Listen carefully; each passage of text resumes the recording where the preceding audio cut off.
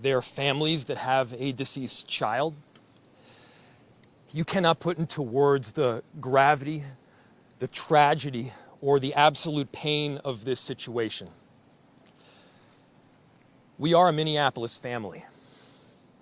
But to everybody out there, do not think of these as just somebody else's kids. Those families are suffering immense pain right now. Think of this as if it were your own. Every one of us needs to be wrapping our arms around these families, giving them every ounce that we can muster. These were Minneapolis families. These were American families.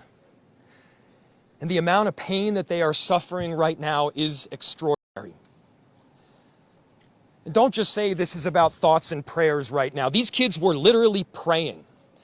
It was the first week of school. They were in a church. These are kids that should be learning with their friends. They should be playing on the playground. They should be able to go to school or church in peace without the fear or risk of violence, and their parents should have the same kind of assurance. These are the sort of basic assurances that every family should have, every step of the day, regardless of where they are in our country.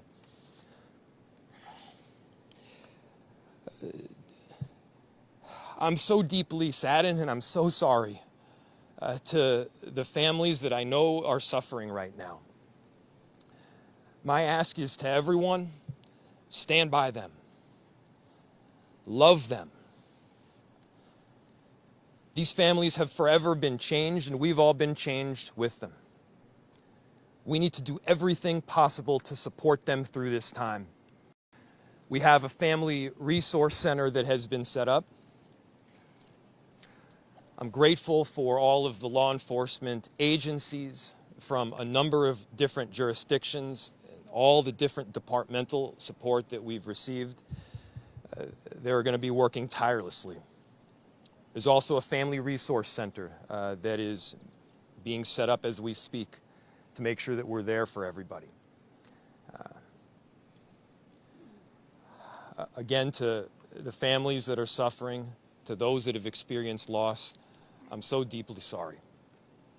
We're going to be with you every step of the way. We love you. This kind of act of evil should never happen, and it happens far too often. The chief will provide additional details. My name is Brian O'Hara, B-R-I-A-N, O''H-R-A. I am the Minneapolis Police Chief.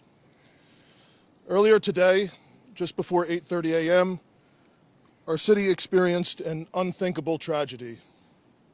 Minneapolis police officers responded to a report of a shooting at a mass that was happening at the Annunciation Roman Catholic Church on the block behind me. This worship service was marking the first week of school for children that are attending the Annunciation Catholic School. During the Mass, a gunman approached on the side of the building and began firing a rifle through the church windows towards the children sitting in the pews at the Mass. Shooting through the windows, he struck children and worshipers that were inside the building. The shooter was armed with a rifle, a shotgun, and a pistol. This was a deliberate act of violence against innocent children and other people worshiping. The sheer cruelty and cowardice of firing into a church full of children is absolutely incomprehensible.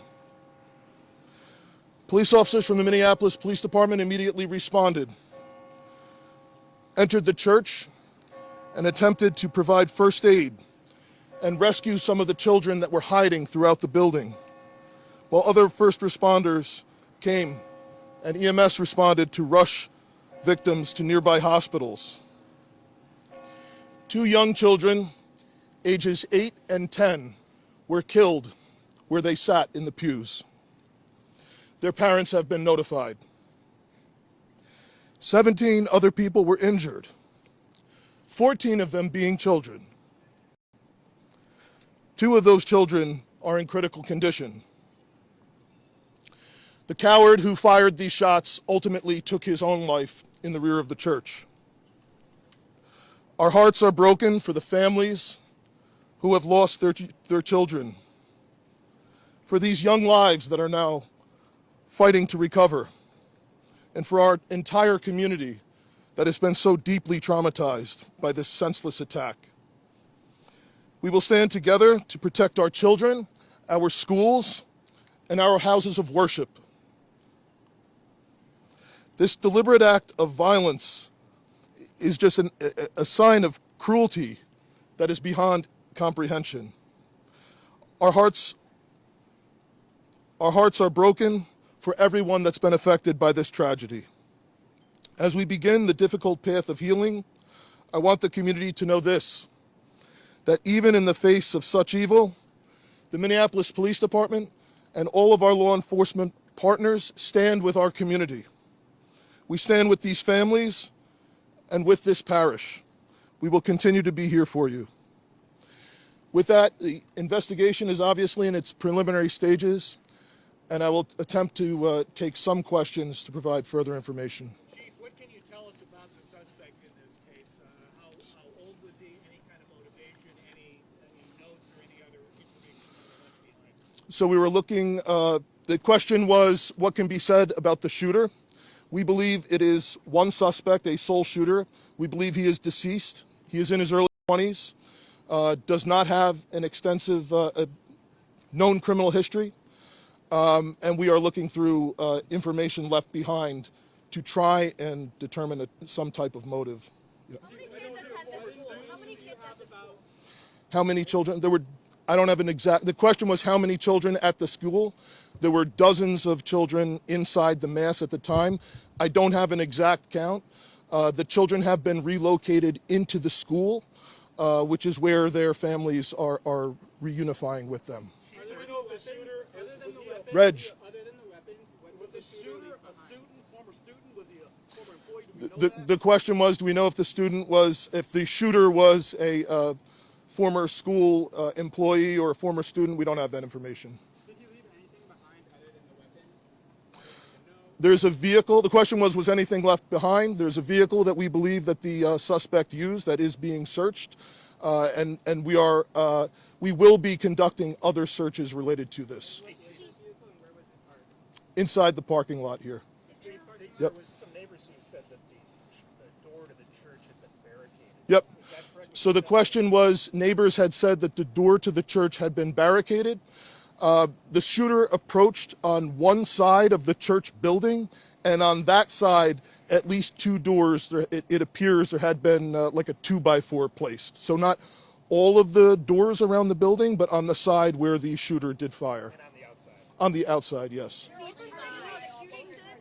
any explosives that were found? The question was there any explosives? There were reports of that. There were no explosives or improvised devices that we found. I do believe there was one, I guess you would call it a smoke bomb, like not an explosive, but a sort of a firework that would release smoke. And which side of the building? North, south? The side that is closest to us, here, on this side. Yep. Any reason why it was also at these nearby homes? I don't have specific information on that I can release.